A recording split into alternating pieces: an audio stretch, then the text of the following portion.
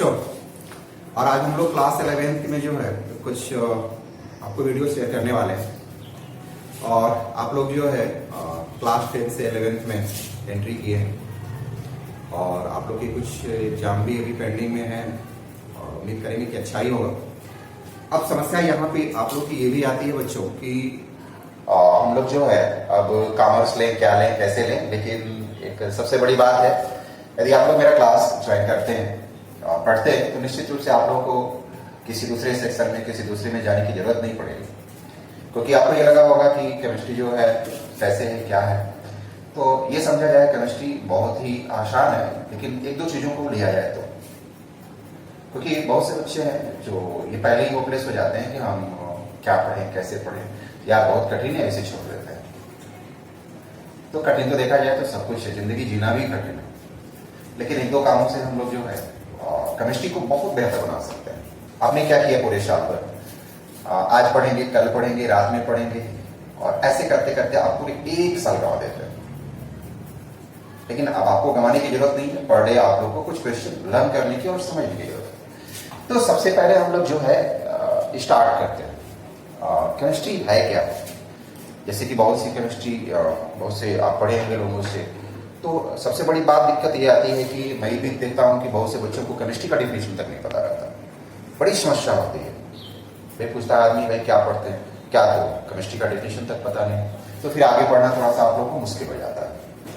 और ये गार्जियंस के लिए भी है कि हमारा बच्चा जो है बहुत टॉपर होगा, बहुत तेज होगा, ये होगा, लेकिन सबसे बड़ी बात जानते हैं क्या होता है, आप तो एडमिशन करा देते हैं, एक ट्यूशन भी लगा देते हैं, एक अच्छा वाला मोबाइल भी दे देते हैं, और ये लगता है कि मैंने पैसा खर्च कर दिया और जो है मेरा बच्चा पढ़ लेगा।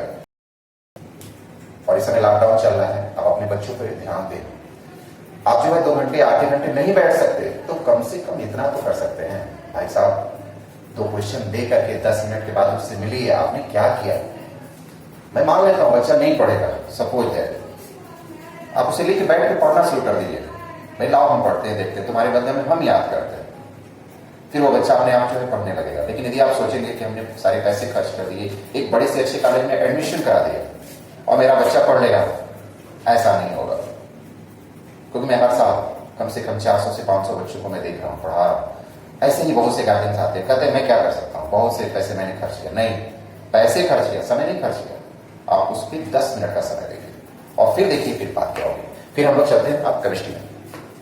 हम लोग का क्लास 11 केमिस्ट्री में जो है some basic concept of chemistry, छोटी छोटी चीजें हैं जो हम लोग को केमिस्ट्री में पढ़नी होती है। कोई बड़ी चीज नहीं है, सबसे बड़ी बात है, कोई बड़ी चीज है ही नहीं है केमिस्ट्री में, बड़ा चीज पढ़ना ही नहीं है। क्यों? क्योंकि केमिस्ट्री साइंस है और इस साइंस में हम लोग एटम और मॉलिक्यूल्स के बारे में पढ़ना है। तो chemistry is science of atom and molecules. हमारा जो केमिस्ट्री है वो एटम और मॉलिक्यूल्स का है, और एटम टिन्नी पार्टिकल्स वो इतना छोटा है हम देख नहीं सकते, फिर बड़ी बात आई कहां से। सोचिए, इतना छोटा, और इन छोटी छोटी चीजों के बारे में हम लोग को डिस्कस करना है। तो सबसे पहले हमारा जो क्लास 11 से शुरुआत होती है सम बेसिक कॉन्सेप्ट में, तो सबसे पहले हम बात कर रहे हैं केमिस्ट्री की बात कर रहे हैं। जैसे कि क्लास 9, 10 और बाकी में हमने लेक्चर दिए, 12 में भी दिए, तो मैं आपको क्लास 11 में भी मैं आपको डिस्कस करना चाहूंगा कि केमिस्ट्री जो है हमें पढ़ना है एटम और मॉलिक्यूल्स के बारे में। और इस एटम और मॉलिक्यूल्स को हम लोग मैटर भी कहेंगे, क्योंकि मैटर जो है बना होता है किससे, एटम और मॉलिक्यूल्स से। क्योंकि ढेर सारे ग्रुप होते हैं, ढेर सारी चीजें होती हैं, वो मैटर। जैसे कि हम आगे भी चलेंगे, इसमें पढ़ेंगे, हमारा सिलेबस है मैटर का। तो मान लिया जाए कि मैटर है, तो इसकी हमारी फिजिकल प्रॉपर्टी होगी। फिजिकल प्रॉपर्टी में आता है कलर, आता है टेस्ट, आता है स्मेल। कलर, टेस्ट और स्मेल, ये 2-3 चीजें जो है हमारी फिजिकल प्रॉपर्टी करती है। और ये आप देख रहे हैं मार्कर, तो इसका जो है स्ट्रक्चर भी होगा, इसका स्ट्रक्चर भी होगा, मतलब कैसा है, साइज कैसा है, ये हमारा जो आता है स्ट्रक्चर में आता है। इसके बाद आता है कंपोजिशन,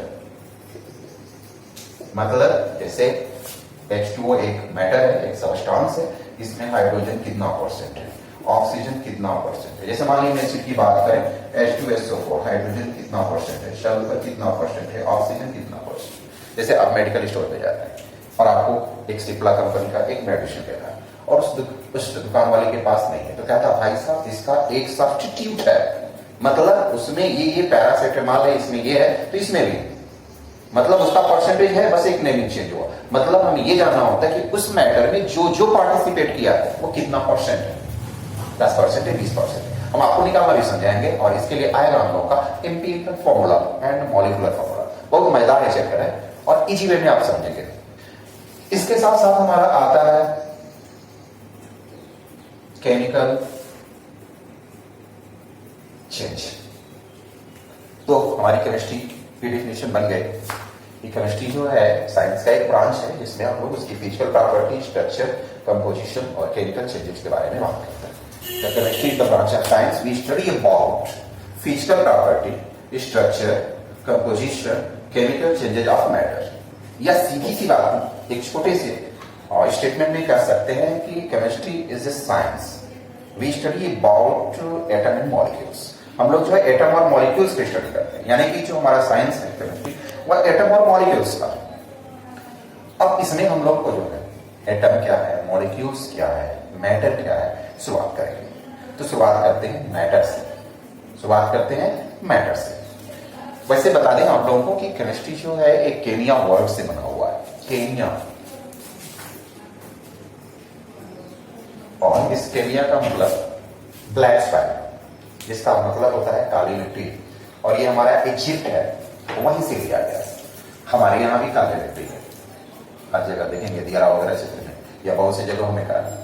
लेकिन हम लोग यहां से नहीं लिए, हम लोग लिए इजिप्ट से। मतलब वहां पे केमिकल के बारे में लोग ज्यादा से ज्यादा जानते हैं, तो हम लोग भी जाने और हम लोग को पढ़ना है उन्हीं चीजों के बारे में जो हमारे सिलेबस में। नहीं तो इसकी कोई लिमिट नहीं है। अभी आगे बढ़ते पढ़ते जाएंगे तब तक ढेर सारी डिस्कवरी हो जाएगी, ढेर सारी चीजें आ जाएंगी, तो फिर उसके बारे में भी स्टडी करना। लेकिन हम लोग क्लास 11 के बारे में डिस्कस कर रहे हैं, तो हम लोग का सिलेबस है और उसी के बारे में। तो केमिस्ट्री का डेफिनेशन आपको समझ में आ गया होगा बच्चों। अब आगे चलते हैं मैटर। तो आपको क्लास 9 में भी मैटर के बारे में आप जानते होंगे। Matter is things. मैटर क्या है? थिंग्स है। which occupy space and have mass is known as matter। ये आप जानते हैं मैटर का डिफिनेशन कि matter is a thing. Matter क्या है? एक वस्तु है। which have occupied space and have mass is known as matter। मतलब मैटर एक वस्तु है, एक चीज है जो आप कह रहे हैं, जो आप आसपास में देख रहे हैं, जैसे पंखा दिख रहा है, लॉन बेंच दिख रहा है, मोबाइल दिख रहा है। तो ये सारी चीजें जो है हमारा जो भी दिख रहा है वह जो है, अभी कहेंगे सर आत्मा क्या है, भूत क्या है, मैं इसके बारे में बात नहीं करता क्योंकि एक्सपेरिमेंटल बात करना है हम लोगों को। अब किसी ने आत्मा देखा नहीं तो मैं कैसे बात करूं? तो हम लोग, मैंने पहले लिखा सिलेबस के बारे में। तो मैटर के जो है 3 पार्ट होते हैं। मैटर के जो है 3 पार्ट होते हैं, सॉलिड, लिक्विड, गैस। ये हम लोग को 3 के बारे में डिस्कस करना है। थोड़ा थोड़ा हम लोग इंट्रोडक्शन की बात कर रहे हैं। तो इसमें हम लोग बात करेंगे शेप, साइज, वॉल्यूम। क्लास 9 से आप जानते होंगे कि सॉलिड का शेप, साइज और वॉल्यूम जो है डिफाइंड होता है, फिक्स होता है। इसका जो शेप साइज होता है डिफाइंड नहीं होता। शेप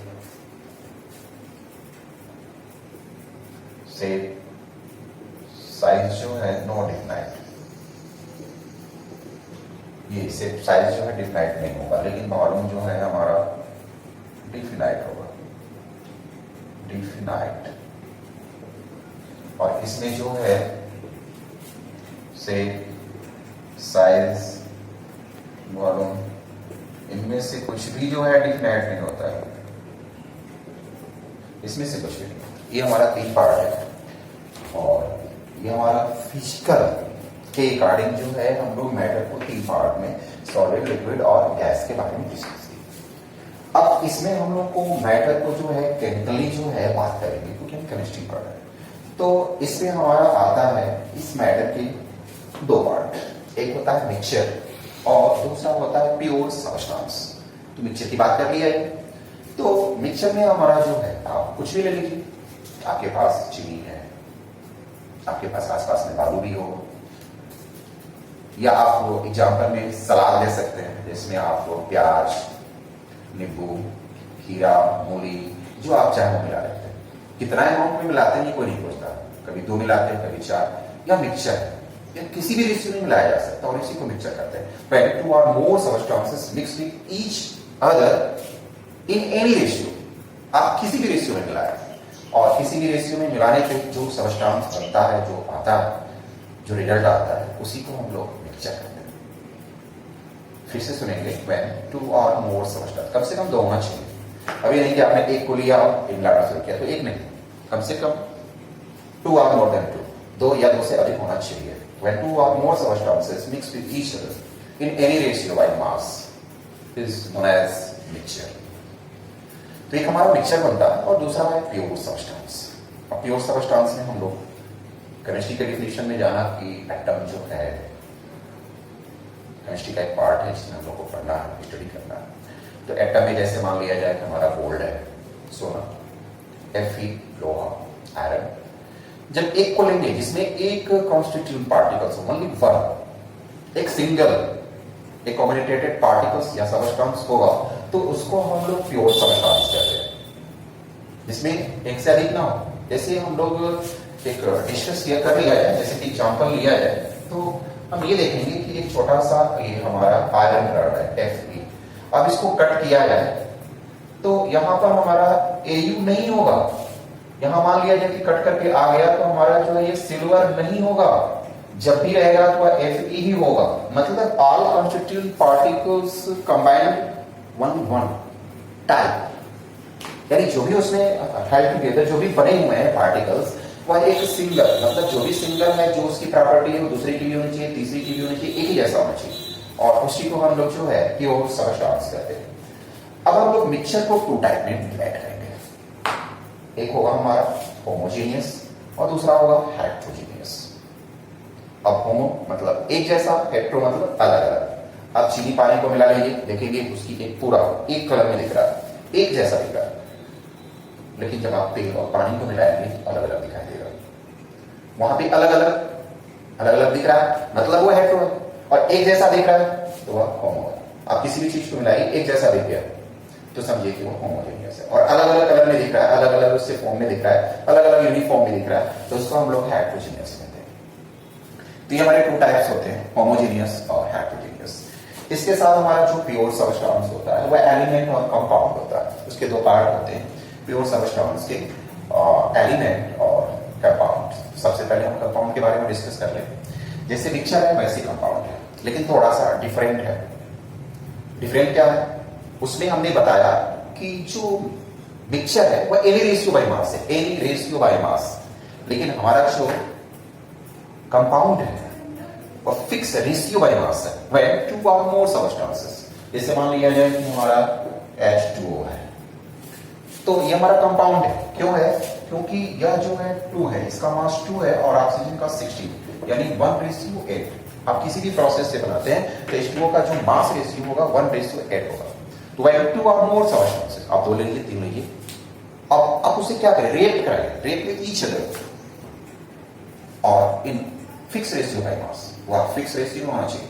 यदि वो फिक्स रेशियो में है तो उसे कंपाउंड कहेंगे, और फिक्स रेशियो में नहीं है तो उसे हम लोग मिक्सचर कहते हैं। और एक आता है एलिमेंट, जैसे हम बात कर रहे थे जस्ट, Fe एलिमेंट है, Ag एलिमेंट है, Au एलिमेंट, मतलब only one type constituent particles, जिसमें क्या हो? ओनली वन टाइप हो। जैसे कि हम बात कर रहे थे प्योर सबस्टेंस, उसी टाइप में जैसे प्योर सबस्टेंस में हमारा कंपाउंड भी आ गया, लेकिन वहां पे हमारा 2-3 भी हो सकता है, लेकिन इसमें जो है सिंगल होगा, ओनली वन टाइप। और इसी को हम लोग जो है एलिमेंट कहते हैं। और एलिमेंट जो है डिफरेंट टाइप होते हैं, जैसे मेटल, नॉन मेटल, मेटलाइट्स, और इसमें जो है हमारा जो है और भी हो सकते हैं, जैसे नोवेल गैसेस भी हमारे जो है इस एलिमेंट्स में आते हैं। इसके साथ साथ हम लोग को जो है बहुत सी चीजों के बारे में, इसमें रेडियोएक्टिव एलिमेंट्स भी आते हैं।